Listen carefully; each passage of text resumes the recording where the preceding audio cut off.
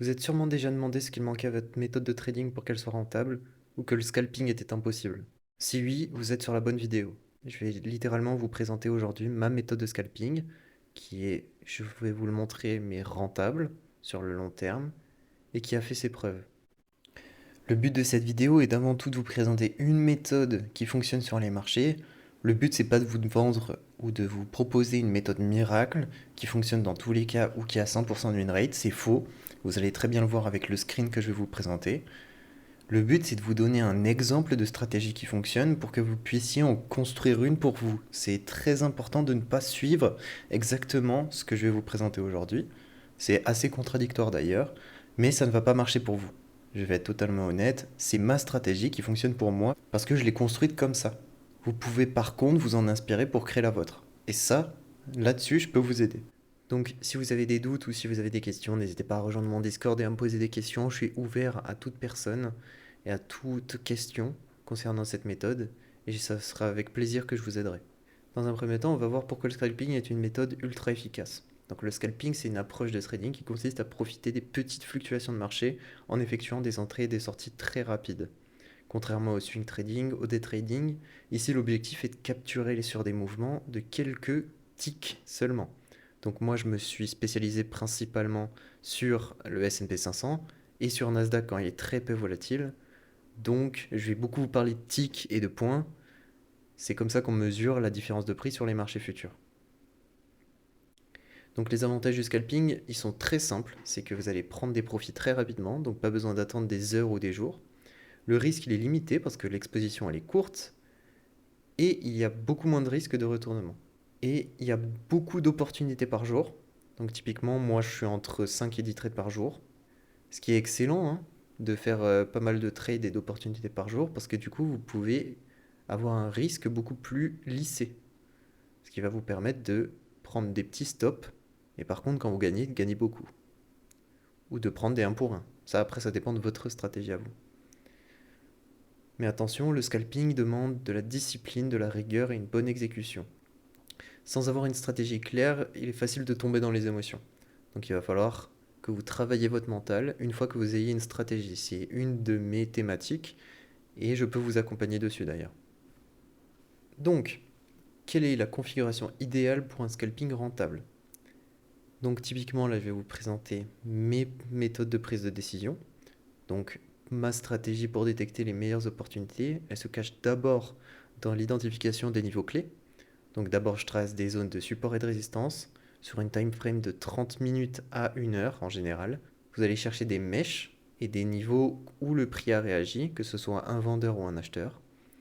Et vous allez vous concentrer sur ces niveaux pour des entrées précises. Sur la time frame, 1 minute en général. Moi j'aime bien utiliser le 8 tick range sur le S&P 500 avec une 1500 tick, mais on reviendra là-dessus dans d'autres vidéos sur quel est l'avantage des différents types de graphiques et de time frame. C'est vraiment important. Ensuite, on va parler des indicateurs, ce qui est très important. Donc d'abord, j'utilise de temps en temps la VWAP, mais je préfère le market profile. Donc le market profile et la VWAP, c'est un peu les mêmes indicateurs. Ils permettent d'identifier les zones d'intervention optimales. Donc vous allez avoir soit des marchés en range, soit en tendance. Et le volume profile ou la VWAP va vous permettre d'avoir des entrées optimales en fonction du type de marché. Je vais faire des vidéos dessus également pour le détail. Je ne vais pas pouvoir parler en détail de tous ces indicateurs dans cette vidéo. Je vous présente uniquement comment je rentre en position et comment je prends des décisions. Et ensuite, pour prendre mon entrée finale, j'utilise le DOM. Donc le Depth of Market, c'est le carnet d'ordre. Ça va me permettre de savoir s'il y a une volonté d'achat ou de vente avec les ordres agressifs. Et pareil, je ferai une vidéo dessus, plus spécifique, pour pouvoir entrer en position au DOM et qu'est-ce qu'on attend dans le DOM. Donc comme je le disais, le plan d'entrée et le sortie, je vais entrer uniquement si le prix rebondit sur un support ou une résistance, donc si on est dessus, et si le DOM me le confirme. C'est très important. Ensuite, je vais avoir un stop assez serré, donc on parle de 2 points sur S&P 500, donc c'est 8 ticks. Et sur Nasdaq, j'ai environ 10 points, mais je les rapproche très rapidement. Vous pourrez le voir dans mes lives de trading. Je vais essayer de trader en live tous les jours. Et du coup, j'ai des stops assez serrés sur les deux assets, ce qui est un bon avantage pour prendre un maximum de risk-reward. Mon but, ça va être de maximiser mes gains, donc avoir plus de 1,5 pour 1 de risk-reward et avoir raison dans plus de 50% des cas.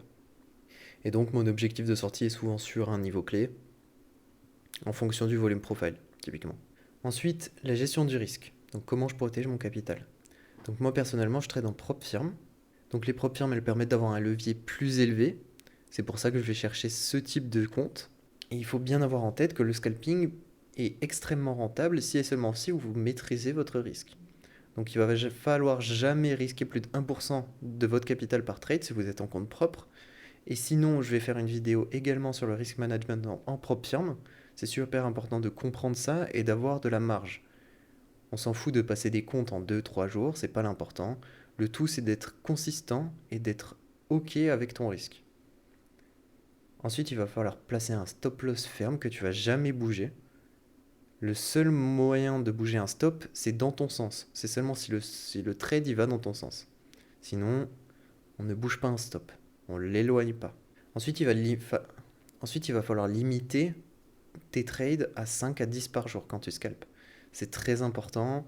Il ne faut pas prendre toutes les opportunités. Il faut se dire que les opportunités, il y en aura d'autres, dans d'autres conditions, à d'autres moments de la journée ou de la semaine. Et il faut savoir prendre uniquement les setups les plus importants et ceux que tu sais tu as un edge dessus. Et enfin, c'est assez logique, mais il faut se fixer une limite journalière. C'est super important. Il faut arrêter et partir. Il y a des méthodes de stop loss à la journée qui existent avec rythmique, etc. Moi, ce que je fais typiquement, c'est que je le bloque à la main. Donc, je mets un mot de passe au pif et je ne l'ai plus, le mot de passe.